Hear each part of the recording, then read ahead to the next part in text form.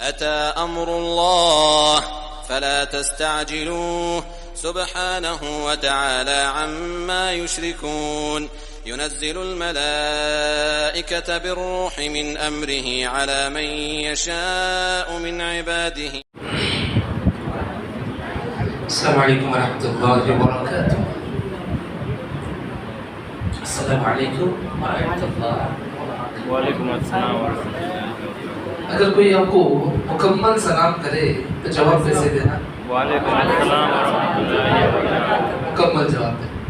اگر کوئی صرف آدھا سلام کیے تو وعلیکم السلام ورحمۃ اللہ وبرکاتہ. ٹھیک ہے. جواب دینے والے پر واجب ہے جواب دینا. اور جواب کیسے دینا؟ سلام سے بہتر دینا. ہمارے پاس سلام کے 3 کیٹیگریز ہیں. نمبر 1 السلام علیکم. نہیں، وہ سلام بعد میں پہلا آج منڈی سے پہلا چلتے پھرتے منڈی یعنی تو ہاتھ سے، ٹھیک ہے نہیں پہلا. دوسرا السلام علیکم ہو گیا. تیسرا کبھی فرصت بھی مل گئی السلام علیکم ورحمۃ اللہ. یہ تیسرا. بہت کم ایسے ہیں وبرکاتہ جو ہے دہرانے کا وقت ملتا ہے نہیں. لیکن اتنی بات یاد رکھو، مغفرتوں کا بھی ذکر ہے، جواب میں ذکر ہے، سوال میں نہیں. جواب میں ذکر ہے. اگر کوئی السلام علیکم ورحمۃ اللہ وبرکاتہ کہتا ہے تو اس کے جواب میں اور بہتر جواب دینا ہے تو دے سکتے ہیں، کوئی مسئلہ نہیں، ٹھیک ہے. لیکن اگر مکمل بھی دے دیے تو کافی ہے انشاءاللہ. تو آگے بڑھے انشاءاللہ. اس سے پہلے کہ آج کی آیت ہم پڑھے، کل کے درس میں بہت ساری باتیں آئیں توحید کو لے کر کے، شرک کو لے کر کے، قبر کے عذابات کو لے کر کے، حشر کے ہولناکی کو لے کر کے آئی تھی. تو انشاءاللہ اس تعلق سے 1-2-4 سوالات آج کر لیں گے انشاءاللہ، پھر آگے بڑھیں گے. 2 قوم، 2 دوست، 2 قبیلے والے اگر ان دونوں کے درمیان لڑائی ہو گئی، دشمنیاں ہو گئی، تو ایک مومن کی ذمہ داری کیا ہوتی ہے؟ کیا کرنا ہے؟ صلح کرنا، مزے لینا جی، ملانا ہے، ملانے کی فکر کرنا ہے انشاءاللہ. ایک مومن کی ذمہ داری ہوتی ہے. اور دوسری بات اسی آیت کے تعلق سے، تم صلح کرو گے، اصلاح کرو گے، انڈیویجول کریں گے، جنرل بول رہے کچھ فائدہ نہیں ہوا. تم صلح کرو گے، سب کچھ کرو گے، کیا قریبی رشتہ دار دیکھ کر کے یا تعلقات کو دیکھ کر کے یا انصاف کے ساتھ فیصلہ کرو گے؟ انصاف کے ساتھ کرو گے انشاءاللہ پوری زندگی میں. اور قرآن نے کہا بالعدل واقسطوا، انصاف برابری کے ساتھ کرو. اور تیسری بات، ہم بہت ساری چیزیں شرک کے متعلق بھی پڑھے تھے، گلوں میں، پیٹ میں، قبر میں، پیر میں جو تعویذیں ہمارے یہاں لٹکائی جاتی ہیں، سب کچھ ہے. کہ جو بندہ تعویذ لٹکاتا ہے ارے ماشاءاللہ، اس کا انجام کیا؟ وہ کیا کرتا ہے؟ شاید شرک کرتا ہے. بارک اللہ. اسی طریقے سے جو بندہ زندگی گزارتا ہے، گزارنے کے بعد میدان محشر میں 5 سوالات اسے کیے جاتے ہیں. کتنے؟ میدان محشر میں. کل کے درس میں بات نہیں آئی تھی. کون بول سکتے ہیں 5 سوالات میدان محشر کے؟ میدان محشر کے بولیے. جوانی کہاں، یہ جوانی کہاں گزاری، مال کہاں سے لیا، کہاں خرچ کیا، عمر کہاں گزاری، اور کیا؟ 3 وقت. ٹھیک. آج کا ہوم ورک یہی ہے کہ محشر کے 5 سوالات اور اس کے جوابات معلوم کر کے آئیں گے انشاءاللہ. بیکار کے ویڈیوز دیکھنے سے معلوم کریں گے حشر کے 5 سوالات. اور اسی طریقے سے حشر سے پہلے کا مرحلہ کون سا ہے؟ قبر کا مرحلہ. قبر کے کتنے سوالات ہوتے ہیں؟ 4. کتنے ہوتے ہیں؟ کیا ہوتے ہیں؟ 4. کتنے ہوتے ہیں؟ 3. نہیں پہلے بولو. من ربک ما دینک من نبیک. بارک اللہ. 3 ہو گئے. چوتھا کیا؟ اچھا، آپ نے یہ چیزیں کہاں سے جانے؟ تو بندہ مومن کہے گا میں نے اللہ کی کتاب پڑھی ہے جس سے میں نے یہ باتیں جانی تھی. بارک اللہ فی علمک. کتنے سردار میں سوالات؟ 4. بارک اللہ. چلو ٹھیک ہے. مجموعی طور پر بہت مشہور 3 ہی ہے. جو بندہ 3 سوالات سے جواب دے دیتا ہے 4تھا سوال اس سے ہوتا ہے. جو بندہ 3 سوالات کے جوابات نہیں دیتا 4تھا اس سوال کا جو ہے اس سے نہیں پوچھا جاتا. واضح ہے انشاءاللہ. اللہ ہمیں 4 سوالات کے صحیح طور پر جواب دینے کی توفیق نصیب فرمائے. قبر کے فتنے سے بچائے. اللہ رب العالمین دنیا اور موت کے فتنے سے ہماری حفاظت فرمائے. آمین. تو آگے بڑھیں گے انشاءاللہ. اعوذ باللہ من الشیطان الرجیم. بسم اللہ الرحمن الرحیم. الحمد للہ رب العالمین وبہ نستعین والصلاة والسلام على رسوله الكريم. اما بعد. اعوذ باللہ من الشیطان الرجیم. بسم اللہ الرحمن الرحیم. يا أيها الذين آمنوا اتقوا الله حق تقاته ولا تموتن إلا وأنتم مسلمون. يا أيها الناس اتقوا ربكم الذي خلقكم من نفس واحدة وخلق منها زوجها وبث منهما رجالا كثيرا ونساء واتقوا الله الذي تساءلون به والأرحام إن الله كان عليكم رقيبا. يا أيها الذين آمنوا اتقوا الله وقولوا قولا سديدا يصلح لكم أعمالكم ويغفر لكم ذنوبكم ومن يطع الله ورسوله فقد فاز فوزا عظيما. أعوذ بالله من الشيطان الرجيم. بسم الله الرحمن الرحيم. يا أيها الذين آمنوا لا يسخر قوم من قوم عسى أن يكونوا خيرا منهم ولا نساء من نساء عسى أن يكون خيرا منهن ولا تلمزوا أنفسكم ولا تنابزوا بالألقاب بئس الاسم الفسوق بعد الإيمان ومن لم يتب فأولئك هم الظالمون. معزز نوجوانان اسلام، پردہ نشین خواتین ملت، اللہ رب العالمین کا شکر اس کا احسان جس نے ہمیں دین کی باتیں سیکھنے سمجھنے کی توفیق بخشی. اللہ رب العالمین ہمیں دین کی باتوں پر صحیح معنوں میں عمل کرنے کی توفیق نصیب فرمائے. آمین. تو احکام القرآن، قرآن کے وہ احکام جو اللہ رب العالمین نے مومن بندوں کے لیے نازل کیے، بالخصوص قرآن نے جہاں جہاں مخاطب ہوا ہے اے ایمان والوں تمہیں یہ کام کرنا ہے. ایک مومن کی ذمہ داری ہوتی ہے، فریضہ ہوتا ہے ان اعمال کو جانے اور زندگی میں کبھی جانے انجانے میں وہ کام سے بچنے کی حد تک امکان کوشش کرے جن جن کاموں سے اللہ نے روکا ہے. جن جن کاموں سے اللہ نے روکا ہے ایک مومن کو چاہیے وہ کام سے رک جائے. جن کا اللہ نے حکم دیا ہے مومن کو چاہیے وہ کام انجام دینے کی کوشش کرے. اللہ رب العالمین ہماری صحیح رہنمائی فرمائے. آج کے اس درس میں ہم روزانہ جو پڑھ رہے ہیں معاشرے میں جینے کے لیے اللہ کے احکام کیا ہے اس کو لے کر ہم ملی جلی سوسائٹی میں جیتے ہیں. ہمارے یہاں کا دروازہ شروع ہوتا ہے اور ہمارا دروازہ جہاں ختم ہوتا ہے دوسروں کا دروازہ شروع ہو جاتا ہے. اتنی ملی جلی سوسائٹی میں ہم رہتے ہیں. کوئی ایسا نہیں کہ ہمارا گھر یہاں ہے ہمارے بھائی کا گھر جو ہے بہت دور ہے. اتنی گھنجلک سوسائٹی میں ہم رہتے ہیں کہ ہمارا دروازہ کھل کر کے قدم باہر رکھ کر کے 2 قدم آگے چلتے ہیں پڑوس کا جو ہے دروازہ آ جاتا ہے. تو ایسی صورت میں ایسے حالات میں شریعت ہمیں جن جن باتوں کی طرف ایک سماج میں جیتے ہوئے زندگی گزارنے کے اصول بیان کرتا ہے ہم ان تمام باتوں کو سیکھنا ہے، اپنے بچوں کو سکھانا ہے. کیونکہ جتنا منچلک ابھی سماج ہوا ہے آنے والے زمانے میں اور لوگوں کی تعداد بڑھے گی اور سماج منچلک ہو جائے. اللہ جو ہے ہمیں لوگوں کے درمیان رہتے ہوئے اسلامی تعلیمات کا پابند بناتا. آمین. ہر فتنے سے ہر برائی سے ہماری حفاظت فرماتے. آمین. تو آج جو ہے سورہ حجرات آیت نمبر 11 انشاءاللہ سمجھنے کی کوشش کریں گے. وقت ساتھ دے تو 12 جانے گے انشاءاللہ. ٹھیک ہے. سورہ حجرات آیت نمبر 11 یاد رکھیں گے. آیت کیا ہے؟ آیت نمبر 11. سورہ کا نام حجرات. تقریباً 3-4 دنوں سے سورہ حجرات ہی پڑھ رہے ہیں، زیادہ آگے نہیں پڑھ رہے. سورہ حجرات سورہ نمبر 40 پر 9 ہے، آیت نمبر 11. اس آیت میں اللہ رب العالمین نے ایمان والوں سے مخاطب ہوا ہے. کیا کہا اللہ نے؟ یا ایھا الذین آمنوا، اے ایمان والو.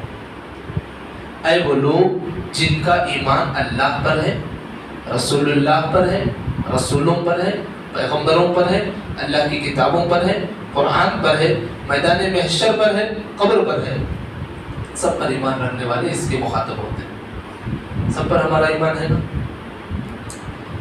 تو اللہ نے کہا اے ایمان والوں لا يسخر قوم من قوم، کہ تم ایک قوم کے فرد ہو، تم دوسرے قوم دوسری کمیونٹی کا مذاق مت اڑاؤ. تم ایک سماج میں اٹھنے بیٹھنے والے ہو سکتا ہے دوسروں کا کلچر تمہیں پسند نہ آئے یا سمجھ میں نہ آئے، لیکن ان کے کلچر، ان کے اٹھنے بیٹھنے کے طریقے سے جو ہے تم ان کو مذاق نہ بناؤ. بہت ساری سوسائٹیاں، بہت سارے کلچر، بہت ساری تہذیبیں، بہت سارے خاندان کے لوگ ہمارے سماج میں اٹھتے بیٹھتے، ہر لوگوں کا ملا جلا طبقہ، ہر طرح کے لوگ اکٹھا ہوتے ہیں، جمع ہوتے ہیں. کسی کے کھانے کا طریقہ الگ ہے، ڈھنگ الگ ہے، پکانے کا اور ان کا ذائقہ الگ ہوتا ہے. کسی کے زندگی گزارنے کے جو روزمرہ کے کام ہوتے ہیں وہ ساری چیزیں منفرد ہوتی ہیں. ایک مومن کی ذمہ داری کیا ہوتی ہے؟ دیکھو اسلام عرب سے نکلا ہوا ہے، جبکہ یہ پیغام عالمی انسانیت سب کے لیے ہے. عرب کا ایک کلچر تھا، عرب کا ایک ماحول تھا. جو عربی قوم ہے، غیر عرب جتنے ہوتے ہیں ان سب کو بولتے ہیں تم عجمی ہو، تم گونگے ہو، تمہیں بولنا نہیں ہے. عجمی کے معنی گونگے. ان کی نظر میں عرب سے ہٹ کر کے جتنے بھی لوگ ہیں سب عجمی ہیں. عجمی کیا ہے؟ کہ صرف زبان والے عرب کے لوگ ہیں، بقیہ لوگ کیا ہیں؟ انہیں بولنا نہیں آتا صحیح طریقے سے، اسی لیے وہ عجمی کیا کہا کرتے تھے. ہم سب عجمی میں آتے ہیں. ہمارا شمار اگر عربی میں کیا جائے تو ہم کس میں آتے ہیں؟ ہم سب عجمیوں میں آتے ہیں. عرب میں جو نسلیں باقی رہتی ہیں ان سے ہٹ کر کے ساری نسل، سارے اقوام عجمی ہیں. اسی لیے عرب کے لوگ کیا بولتے ہیں؟ نحن العرب، کہ ہم سب عربی ہیں. اور عرب کی بعض خصوصیات ہوتی تھی اور وہ لوگ عمومی طور پر ہر ایک قوم کو اپنے سے کمتر سمجھتے تھے. یہ کب کی بات ہے؟ زمانے جاہلیت کی بات ہے. زمانے جاہلیت کی بات ہے.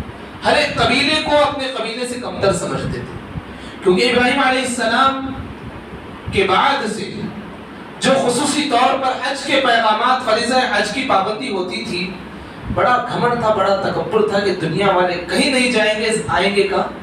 خانہ کعبہ کے پاس. اور جب وہ آئیں گے سب اپنا کلچر، اپنا طریقہ بھول کر کے آئیں گے. بڑا پیارا اسلام ہے جس نے یہ تعلیم دی، تم حج کے لیے جا رہے، عمرے کے لیے جا رہے، اور دنیا کے کسی بھی خطے سے آؤ، کیا پہن کر کے آنا؟ کیا پہن کر کے آنا؟ تمہارا کلچر ہزار رہے گا، تمہارے یہاں شرٹ پینٹ رواج رہے گا، جبہ کرتا رواج رہے گا، ہر چیز رہے گی، لیکن اسلام نے سکھلایا ہے تم احرام باندھ کر کے ایک مقام مقرر کر دیا، وہاں سے تم احرام باندھنا، اندر سب وہاں داخل ہو گئے، سب برابر ہے. اسلام نے آ کر بتلایا انسان کو مقام انسان، کہ حقیقت میں انسان کون ہے. تم رنگوں کے اعتبار سے الگ ہوگے، تم زبان کے اعتبار سے الگ ہوگے، تم جسامت کے اعتبار سے الگ ہوگے، غذاؤں کے اعتبار سے، ہر ایک ناحیے سے تمہارا جو ہے الگ رہے گا. تمہارے پڑوس کے بعض چیزیں ایسی رہیں کہ تمہیں وہ ذائقہ پسند نہیں آئے گا، لیکن ان کے یہاں بہت قیمتی چیز ہوگی. تو جب ہم ملی جلی سوسائٹی میں رہتے ہیں، قرآن کہتا ہے لا یسخر قوم من قوم، کہ تمہیں قوم دوسرے قوم کا کسی بھی ناحیے سے مذاق مت اڑاؤ، کسی بھی ناحیے سے مذاق مت اڑاؤ، ان کو حقارت کی نظر سے نہیں دیکھنا. اور قرآن اسی آیت میں یہ کہتا ہے عسى ان يكونوا خيرا منهم، ہو سکتا ہے تم جس کا مذاق اڑا رہے ہو وہ تم سے بہتر ہو، گرچہ کہ تم وہ دیکھ نہیں رہے ہو، گرچہ کہ تعداد میں تم زیادہ ہو، لیکن وہ لوگ جن کا تم مذاق اڑا رہے ہو وہ تمہارے سے بہتر ہے. وہ لوگ جن کو جو ہے مذاق کا ذریعہ تم بنا لیے وہ تمہارے سے بہتر ہے. عبادات میں تمہارے سے بہتر ہے، تقوی میں تمہارے سے بہتر ہے، اعمال میں تمہارے سے بہتر ہے، سنتوں پر مضبوطی سے چلنے پر تمہارے سے بہتر ہے، انصاف کو قائم کرنے میں تمہارے سے بہتر ہو سکتے. ان کی نجی زندگی کو لے کر کے انہیں مذاق کرنا اڑایا. اسلام کا پیغام کیا پیغام؟ اسلام کوئی بھی آدمی دوسرے آدمی کا کیا نہیں اڑانا؟ مذاق نہیں. کوئی بھی آدمی دوسرے آدمی کا مذاق نہیں اڑانا. دو چیزیں ہیں، ہم تھوڑا رک کر کے سمجھتے ہیں. دیکھو مذاق کرنا، مذاق اڑانا، یہ دونوں الگ الگ ہیں. مذاق کرنا شریعت میں جائز ہے، مذاق کرنا، ہنسی مذاق، اور وہ بھی کیسے جائز. اور مذاق اڑانا ایسی چیز ہے جس سے کسی کے دل کو تکلیف پہنچتی ہے، جس سے کسی کے جذبات کو ٹھیس پہنچتی ہے. جس سے کسی کو اپنے طریقے کو لے کر کے بہت تکلیف ہوتی ہے۔ خلاصہ کلام یہ ہے کہ ایک ایمان والے کو اسلام یہ سکھا رہا ہے کہ تم مسلمان ہو، زبان سے کسی کو تکلیف نہ دو، تم مسلمان ہو، تمہاری حرکتوں سے کسی کو تکلیف نہ دو۔ مذاق کرنا اور اڑانا دونوں میں بہت فرق ہے۔ مذاق کرنے کے سلسلے میں کئی احادیث پیارے نبی صلی اللہ علیہ وسلم کی بھی ہمیں ملتی ہے۔ پیارے نبی صلی اللہ علیہ وسلم ہمیشہ مسکراتے ہوئے رہتے تھے۔ پیارے نبی صلی اللہ علیہ وسلم صحابہ سے مذاق کیا کرتے تھے۔ پیارے نبی صلی اللہ علیہ وسلم بعض مسئلے پر چھوٹے چھوٹے جو چٹکلے وارد ہوتے ہیں ہمیں ملتے ہیں سیرت میں۔ بڑی خاتون آئی آ کر کے پوچھنے لگی کہ میں جنت کو جاؤں گی نہیں جاؤں گی؟ نبی نے کہا نہیں جاؤ گی۔ بڑی رونے لگی، بڑا مشہور واقعہ ہے نا۔ پہلے نبی نے کیا کہا؟ کیسے جاؤ گی؟ جوان ہو۔ 2 لمحے کی کیفیت، 2 منٹ، 2 سیکنڈ، پھر چہرے پہ مسکراہٹ آ گئی۔ یہ ہوتا ہے مذاق کرنا جس سے کسی کو تکلیف نہیں ہو۔ مذاق اڑانا، اپنی زبان سے ایسی بات کہنا کہ سامنے والے مومن بھائی کو تکلیف ہو، تو اسلام ہرگز اس کی اجازت نہیں دیتا۔ اور ایک نقطہ اس آیت میں کیا ہے، جب قرآن نے کہا اے قوم مانو، مسلمانوں، ایمان مانو، تم دوسرے قوم کا مذاق نہ اڑاؤ، اس کے بعد اللہ نے ایک ذکر کیا ہے۔ کیا ذکر کیا ہے؟ وَلَا نِسَاءٌ مِّن نِسَاءٍ، کہ کوئی عورت دوسرے عورت کا مذاق نہ اڑائے۔ یہاں رک کر کے سمجھنے کی بات ہے کہ ایمان والوں سے سب مخاطب ہے قرآن کی ایک آیت، لیکن پھر بھی اللہ نے مختص کہا ہے عورتوں سے مخاطب ہے اس بات کو لے کر کے، عورتوں سے مخاطب ہے اس بات کو لے کر کے تو کہ تم کبھی دوسرے خواتین کا مذاق نہ اڑاؤ۔ کیسے مذاق اڑایا جاتا ہے؟ قرآن نے 2 چیزیں، کتنی چیزیں؟ 2 چیزیں۔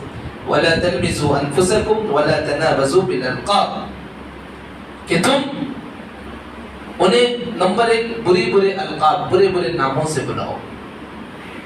کیا بلاؤ؟ برے ناموں سے، برے ناموں سے بلاؤ۔ پھر اس کے بعد تم ان کے نفس کے ساتھ کھلواڑ کرو گے، تم ان کی ذات کے ساتھ کھلواڑ کرو گے، ان کے جذبات کے ساتھ کھلواڑ کرو گے۔ بیچارے کو مجبوری ہے، اس کی عادت ہے، نیند میں بھی کیفیت ہو جانا، بہت ساری چیزیں ہوتی ہیں، لوگوں کی خامیاں ہوتی ہیں، ان خامیوں کو رکھ کر کے ان خامیوں کے ذریعے سے اسے تکلیف دہ باتیں کہ یہ بہت تکلیف دہ چیز ہے، سامنے والے کو بہت تکلیف دیتی ہے۔ کبھی زندگی میں کسی کی خامی کو لے کر کے اس کی زندگی پر کیچڑ مت اٹھائے، اس کے سارے کیے گئے احسانات کے فراموش مت بنائے۔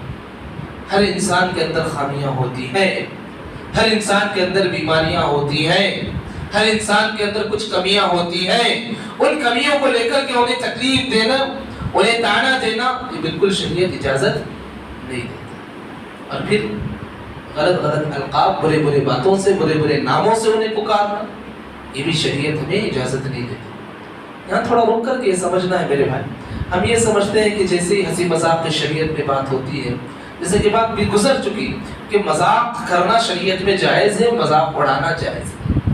ہمیں زندگی میں بہت سارے لوگ کیا جب بھی ایسی باتیں ہوتے ہیں سمجھتے ہیں ہمارے ساتھ شاید ہم دوسروں کے ساتھ مذاق اڑانا نہیں کرنا، تو زندگی ایسے گزارو، پوری زندگی کہیں جانے انجانے میں کوئی غلطی نہ ہو جائے، تمہاری زبان سے کچھ ایسی بات نہ نکل جائے جو کسی ایک مومن کے لیے تیر کی طرح جو ہے پیوست ہو جائے، دلوں میں باقی رہ جائے۔ قرآن نے کہا بئس الاسم فسوق بعد الایمان، یہ کیا کرتے ہیں جو لوگ مذاق اڑاتے ہیں؟ قرآن کہتا ہے وہ ایمان لانے کے بعد برائی کرتے ہیں۔ صاحب ایمان ہوتے ہیں، ان کے ایمان میں کوئی شک نہیں، وہ صاحب ایمان ہوتے ہیں، لیکن ایمان لانے کے بعد بھی کیا کر رہے ہیں؟ فسق کر رہے ہیں۔ یہاں رکنا ہے تھوڑا، آیت کے 3 نقطے جو ہم سمجھے ہیں۔ نمبر 1، قرآن کی آیت نے کہا ایک قوم دوسری قوم کا مذاق نہیں اڑائے۔ دوسرا نقطہ، عورتوں سے مخاطب ہے، خاص کر عورتیں اس بات کا خیال کریں، خیال رکھیں کہ کسی کا جو ہے مذاق نہ اڑائے۔ تیسری جو بات ہے، مذاق اڑایا جاتا ہے کس طریقے سے؟ خامیوں کو دیکھ کر کے مذاق اڑایا جاتا ہے۔ چوتھی بات، برے القاب بلا کر کے جو ہے مذاق اڑایا جاتا ہے۔ پانچویں بات، شریعت میں مذاق کرنا جائز ہے، مذاق اڑانا جائز نہیں ہے. 5 باتیں سمجھ میں آ گئی. اور چھٹی بات, جو لوگ ایسی حرکت کرتے ہیں وہ ایمان لانے کے بعد کیا کرتے ہیں؟ فسق کرتے ہیں, گناہ کا کام کرتے ہیں. علاج کیا ہے؟ زندگی میں ہو جاتی ہے, زندگی میں غلطیاں ہوتی ہیں, انسانوں سے غلطی ہوتی ہے, جانوروں سے نہیں. جانور سے غلطی بھی ہو گئی اسے احساس نہیں رہے گا. انسان وہ ہوتا ہے جو غلطی ہو گئی اسے احساس رہتا ہے. علاج کیا ہے؟ اسی آیت میں اللہ نے کہا وَمَن لَمْ يَتُبْ, اگر وہ بندہ جس نے مذاق اڑا دیا ہے کسی قوم کا, کسی فرد کا, کسی آدمی کا, تو قرآن کہتا ہے وَمَن لَمْ يَتُبْ, اگر وہ مرنے سے پہلے توبہ نہیں کرتا, اگر وہ توبہ نہیں کرتا فَأُولَئِكَ هُمُ الظَّالِمُونَ, تو بندہ کس میں سے ہو جائے گا؟ ظالم لوگوں کی جو کیٹیگریز ہوتے ہیں اس میں شامل ہو جائے. گویا اس نے اپنی ذات سے, اپنی زبان سے, اپنی باتوں سے کسی ایک مومن کو ظلم کیا ہے, کسی ایک مومن پر زیادتی کی, کسی ایک مومن پر اتنا ظلم کیا ہے کہ قرآن یہ اصول بتا دیتا ہے تم ظالموں کی فہرست میں آ جاؤ, تم ظالموں میں سے ہو جاؤ. تو لہذا یہ 7 باتیں ہمیں ایک آیت سے ملتی ہیں. لہذا ہمیں چاہیے کہ شریعت نے جو باتیں ہمیں بتلائی ہیں مذاق کو لے کر کے, قوم کا مذاق اڑانا, فرد کا مذاق اڑانا, اور ہماری جو روزمرہ زندگی جن لوگوں کے ساتھ اٹھنا بیٹھنا ہوتا ہے, معاملات کرنا ہوتا ہے, ان لوگوں کے ساتھ زندگی کیسے گزارنا, ہنسی مذاق کے ساتھ شریعت کو اپناتے ہوئے زندگی کیسے گزارنا, ایک آیت میں رب کریم نے بتا دیا. پوری زندگی کا اصول, پوری زندگی کا اصول کہ تم جس کے ساتھ میل جول رکھتے ہو تمہارا طریقہ کیا ہو, تمہارے طریقے میں تم ایمان والے ہو. قرآن کا پیغام کیا ہے کہ اللہ نے کہا کہ تم مذاق کرو لیکن مذاق مت اڑاؤ. یہ کیا ہے؟ سورہ حجرات آیت نمبر 11. اس کے بعد سورہ حجرات آیت نمبر 12 میں اللہ نے ایک بڑا اہم پیغام دیا. کیا پیغام دیا؟ یہ 7 باتیں سمجھ میں آ گئی. آیت نمبر 11 کچھ شک, کچھ ڈاؤٹ, کچھ بھی نہیں؟ چلو انشاءاللہ. آیت نمبر 12, آیت نمبر 12 میں اللہ نے ایمان والوں سے مخاطب ہوا, یا ایھا الذین آمنوا, اے وہ لوگ جو ایمان لے کر کے آ گئے. دیکھو ہم کتنے خوش نصیب ہیں جی, 7 آسمانوں کے اوپر سے رب کریم ہم سے مخاطب. اے ایمان والو, اے وہ لوگ جو ایمان کے راستے پر آئے, اے وہ لوگ جو ایمان والے ہیں, بڑے خوش نصیب ہیں, بڑے خوش نصیب ہیں. اور وہ بھی کتنے عزت اور احترام کے ساتھ, کتنے عزت اور احترام کے ساتھ. یا ایھا الذین آمنوا, یا ایمان والے بندے, اے ایمان والے بندے سنو اس بات کو. اللہ نے کہا اجتنبوا کثیرا من الظن, اجتنبوا کثیرا من الظن, یہ دوسرا پیغام ہے. یہاں تک ہنسی مذاق کے بارے میں ہوا. آیت نمبر 12 میں, آیت نمبر 12 جو ذکر ہوا ہے ایک ایسا پیغام ہے. ہمارے یہاں جتنی دشمنیاں ہیں نا, جتنی بھی دشمنیاں ہیں, سب کے بنیادی جو جڑ ہوتے ہیں اس سورہ حجرات آیت نمبر 12 میں ذکر ہے. کیا جڑ ہے؟ قرآن نے کہا اے ایمان والو تم بدگمانی سے بچو. کسی ایک بندے کے متعلق غلط گمان کرنا, اور غلط گمان حقیقت سے بہت دور ہوتا ہے. یاد رکھو اللہ کے نبی صلی اللہ علیہ وسلم نے بھی کہا بدگمانی سے مومن کو بچنا چاہیے. کیوں؟ کیونکہ دنیا میں جھوٹ بہت ہے, بہت جھوٹ ہے. بدگمانی کیا ہے؟ اللہ کے نبی صلی اللہ علیہ وسلم نے کہا ایاکم والظن فإن الظن اکذب الحدیث. بہت ساری جھوٹی باتیں ہوتی ہیں, تمام جھوٹی باتوں میں سب سے بڑا جھوٹ کیا ہے؟ کیا ہے سب سے بڑا جھوٹ؟ بدگمانی. بدگمانی کیا ہے ایسا بڑا جھوٹ ہے؟ دیکھو ایک آدمی ہے زید ہے, بکر ہے, جو بھی ہے زید ہے, ہم اس پر الزام لگا دیے کہ وہ جھوٹا, یہ اور بات ہے. اس کے سامنے بول دیے تو جھوٹا, یہ اور بات ہے. ٹھیک ہے, مسئلہ کہاں یہاں پیدا ہوتا ہے, ہم اس کے سامنے بھی نہیں بول رہے تو جھوٹا ہے, اور اس کے متعلق ہمیں معلوم بھی نہیں کہ وہ سچا ہے یا جھوٹا ہے. ہم صرف گمان کر رہے ہیں کہ یہ جھوٹا ہے, اور ہم گمان کریں گے صرف وہ جھوٹا ہے. ہمارے ساتھ جتنے لوگ رہیں گے اس میں سے ایک یہ گمان کرے گا وہ شاید ایمان کے اعتبار سے جھوٹا ہے, کوئی یہ اس کے متعلق یہ دعویٰ کرے گا وہ شاید اس معاملے میں جھوٹا ہے کہ اپنے فائدے کے لیے, دنیا کے فائدے اٹھانے کے لیے لوگوں سے جھوٹ بولتا ہے, وہ اپنی تجارت کے لیے. دیکھو کیا ہے معلوم, بدزنیاں پوری برائیوں کی جڑ, पूरी बुराइयों की जड़। इसीलिए अल्लाह के नबी ने कहा इय्याकुम वद्दन फइन्न ज़न्न अक्ज़बुल हदीस, पूरे झूठे बातें बहुत हो सकती है। सबसे झूठी बात क्या है? बदगुमानी, किसी के खिलाफ वो गलत गुमान पैदा कर। और गलत गुमानी, याद रखो, एक छोटा पैगाम लेकर के जाओ, किसी के खिलाफ तुम्हें बदगुमानी हुई, मालूम हुआ कि फला फला फला जो भी हो, किसी के मुतालिक बदगुमानी हो, अल्लाह का वास्ता देता हूँ जब तक यकीन ना हो जाए तब तक औरों तक ना फैलाओ। या तुम उसके रूबरू जाओ, जाकर के मसले को हल कर लो, हकीकत क्या है, अंदाजे के घोड़े दौड़ा करके उस पर बदगुमानी करके लोगों को उकसाना। याद रखो, हर एक आपकी तरह शहीद नहीं होता। आप बदगुमानी थोड़ा किए, सामने वाला आदमी जो है मुकम्मल तौर पर उसे जो है उसका लायक समझ जाए। ये बहुत सारे मसले हैं, खुसूसी तौर पर जो बड़े अहबाब हैं, नौजवानों की तरबियत करते हैं, अपने बच्चों की तरबियत करते हैं, उन्हें प्यार मोहब्बत से लेकर के खामखा उनकी जवानी पर जो है बदगुमानी ना करें। माना कि हमारा समाज वैसा है, लेकिन जिन बच्चों पर बदगुमानी की जाती है वो बच्चे जिद में आकर के हकीकत तक पहुंच जाते हैं। बहुत बड़ी बात कह रहा हूं, जिद में आकर के हकीकत तक पहुंच जाते हैं। तो लिहाजा बदगुमानी अगर किसी पर होती है, बुलाओ प्यार मोहब्बत से, तरबियत के नाहिए से बात करो। अगर वो इकरार करते हैं, मानते हैं, तब उन्हें समझा सकते हैं। इनकार करते हैं तो जबर नहीं है शरीयत में, शरीयत में जबर नहीं है। और झूठे का अंजाम, झूठे के ताल्लुक से शरीयत में जो बातें हैं उन बच्चों को जानना चाहिए। तो लिहाजा किसी के मुताल्लिक बदगुमानी नहीं करना। समझ में एक बात है। उसके बाद कुरान ने कहा, हदीस से तो मालूम हुई कि बदगुमानी क्या है, झूठी बातों में सबसे क्या है, झूठी बातों में सबसे बड़ा झूठ है। कुरान क्या कहता है बदज़नी के बारे में? कुरान कहता है इन्न बअज़-ज़न्न, बदगुमानी में से बाज इस्म है, बुराई है, बुराई है। क्या होता है, जब आदमी एक आदमी बदगुमानी करता है, फिर वो आदमी क्या हो जाता है, टोह में लग जाता है कि वो गलती कब करेगा, कब मैं पकड़ूंगा।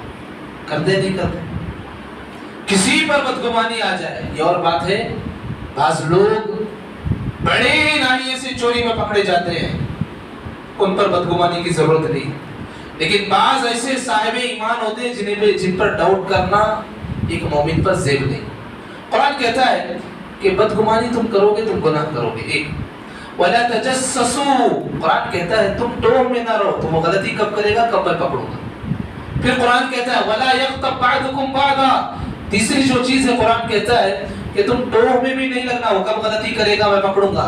साथ में तुम ग़ीबत भी नहीं कर, तुम गए चार लोगों को बता दिए देखो भाई ऐसा ऐसा ऐसा ऐसा। कुरान कहता है अयुहिब्बु अहदुकुम अन यअकुल लहम अखीहि मैतन, क्या तुम चाहते हो कि तुम्हारा जो है भाई का गोश्त तुम खाओ, ऐसा मरा हुआ भाई जिसका गोश्त सड़ कर गया हो, तुम खाना पसंद करो। बड़ी प्यारी ताबीर कुरान ने इस्तेमाल की, फकरिहतुमू, तुम यकीनी तौर पर इनकार करो। लिहाजा ये अदब है हम समाज में जिंदगी गुजारने। छोटी छोटी गलतियां होती हैं, छोटी छोटी बातें होती हैं, किसी ने कुछ कह दिया, किसी ने कुछ कह दिया, किसी ने कुछ कह दिया, और हम समझते हैं वही हकीकत है। याद रखो, आज उम्मत जो बारों की तरह बिखरी हुई है, इसकी असल वजह क्या है? ये तंजीम उस तंजीम के खिलाफ जो है बदज़नी रखता है, वो तंजीम तीसरी तंजीम से बदज़नी रखता है। एक खानदान का फर्द अपने ही खानदान के फर्द से जो है बदगुमानी करता है, वही खानदान का फर्द अपने दूसरे भाई से बदगुमानी करता है, जिसके नतीजे में हम क्या है, चावल के दाने की तरह बिखरे पड़े हुए हैं। अल्लाह हमारी हिफाजत करे।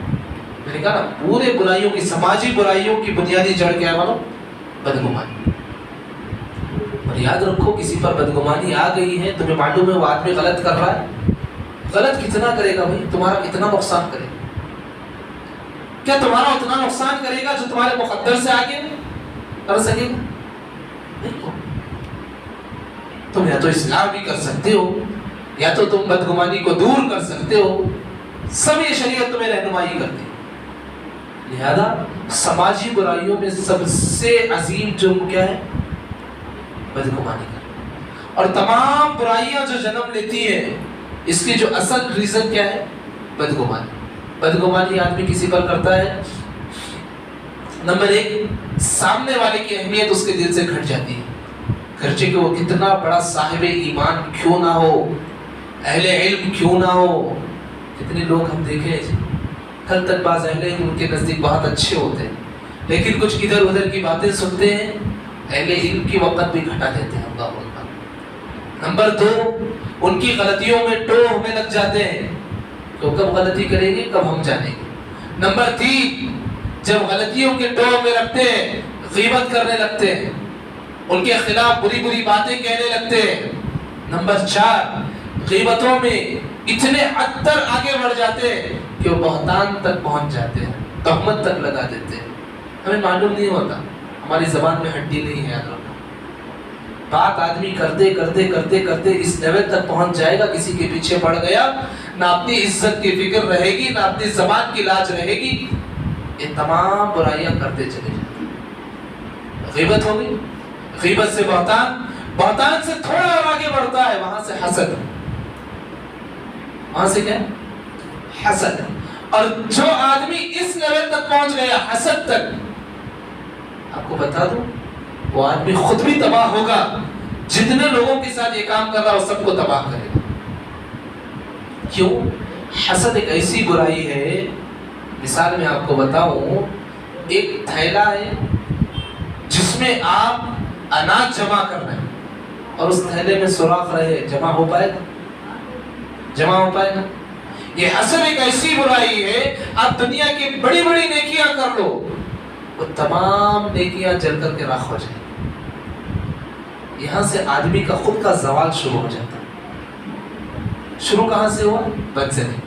بدزنی سے ٹوہ سے پھر جو ہے غیبت، غیبت سے بہتان، بہتان سے پھر جو ہے آگے بڑھ کر کے حسد. حسد سے جب بندہ آگے بڑھتا ہے اس کے دل میں کینہ پیدا ہوتا ہے، اس آدمی کے خلاف کینہ پر. کینہ کیسا کینہ؟ عبداللہ ابن مسعود رضی اللہ عنہ سے پوچھا گیا تم رمضان کیسے گزارتے؟ کہا رمضان آتا ہے، چاند دیکھتے ایک دوسرے کو خوشخبریاں دیتے ہیں اور دلوں سے کیا صاف کر لیتے ہیں؟ حسد، کینہ سب ہم صاف کر لیتے ہیں. اور جس دل میں کینہ پرور ہو جائے، یاد رکھو کینے والا ہو جائے، اس کو دنیا کی ہر اچھی چیز بری نظر آنے لگتی ہے. یہاں سے آدمی کا مائنڈ نیگیٹو ہوتا ہے میرے بھائی. منفی آدمی بولتے ہیں، منفی آدمی ہمارے سماج کے بہت سارے لوگوں کو بولتے ہیں یہ منفی آدمی، ہمیشہ نیگیٹو تھنکنگ رکھنے والا. یہاں سے اس آدمی کا زوال شروع ہو جاتا ہے. حسد سے نیکیاں زائل، کینے سے جو ہے خود اس کی شخصیت زائل، اور پھر یہاں آگے بڑھ کر کے دشمنی پیدا ہوتی ہے. جب دشمنی پیدا ہوتی ہے وہاں سے کس مزاج تک آدمی پہنچ جاتا ہے؟ نہ سامنے والے کی عزت کا خیال، نہ اس کی جان، نہ اس کے مال کا خیال. وقت آنے پر جان لینے کے لیے بھی تیار ہو جاتا ہے. جبکہ پیارے نبی صلی اللہ علیہ وسلم کہتے ہیں جو ایک مومن دوسرے مومن کو تلوار، ہتھیار، نوکیلی چیز دکھاتا ہے وہ ہم میں سے نہیں. نوکیلی چیز دکھاتا ہے وہ ہم میں سے نہیں، پیارے نبی کہتے ہیں. اور آدمی دشمنی کے مرحلے سے کہاں چل گیا؟ اللہ حفاظت فرمائے. تو یہ چیزیں ہیں، بدگمانی آدمی کو اس لیول تک لے کر آ جاتی ہے. ایک چھوٹی سی درخواست ہے، جب بھی جس کے متعلق بدگمانی پیدا ہو، دو کام کرنا ہے. یا تو اس کو چھوڑ دینا ہے، کیونکہ وہ ہماری زندگی میں تھوڑی ہے. کوئی غیر آدمی ہے، کیا رہے گا زیادہ سے زیادہ؟ 4 وقت مل بیٹھ کر کے بات کریں گے، بس اتنا ہے. بدگمانی باز اگر ایسی ہے، اپنوں کے درمیان ہے، رجوع کر لو، ملو، دوستی کا ہاتھ آگے بڑھاؤ. اور جو بدگمانی کی چیز کانوں تک پہنچی ہے، حقیقت ہے نہیں ہے معلوم کرو. 10 منٹ کا وقفہ لگے گا، 10 منٹ میں مسئلے کو حل کر لیں گے، حل کر لو، ورنہ 10 سال کی عبادتیں بھی ضائع ہو سکتی ہیں. اللہ ہماری حفاظت فرمائے. اللہ ہمیں سماج میں جیتے ہوئے جو بنیادی لوازمات ہیں اس کا خیال رکھنے کی توفیق نصیب فرما دے. اللہ رب العالمین ہمارے دلوں کو کشادہ کر دے. اللہ رب العالمین ہمارے دلوں کو محبت سے بھر دے. ایمان والوں سے محبت کرنے کی توفیق نصیب فرما دے. اہل ایمان سے محبت ہمارے دلوں میں رب العالمین باقی رکھ دے. اللہ رب العالمین ہمیں مشرک سے بڑھ کر کے شرک سے نفرت کرنے کی توفیق نصیب فرما دے. اللہ رب العالمین ہمیں ملت میں، سماج میں، سوسائٹی میں جیتے ہوئے جو بنیادی چیزیں ان کو جان کر کے زندگی گزارنے کی توفیق نصیب فرما دے رب العالمین۔ شیاطین کے مکر سے ہماری حفاظت فرما دے، شیاطین کے فریب سے اللہ ہماری حفاظت فرما دے، ہر طرح کے فتنے سے ہماری حفاظت فرما دے۔ اللہ رب العالمین ہمارے گناہوں کو معاف فرما دے، ہماری مغفرت فرما دے۔ اللہ رب العالمین قرآن کی کہی سنی باتوں کو صحیح طور پر سمجھ کر کے عمل کرنے کی توفیق نصیب فرما دے، آمین یا رب العالمین۔ سبحانک اللہم و بحمدک، اشہد ان لا الہ الا انت، استغفرک و اتوب الیک۔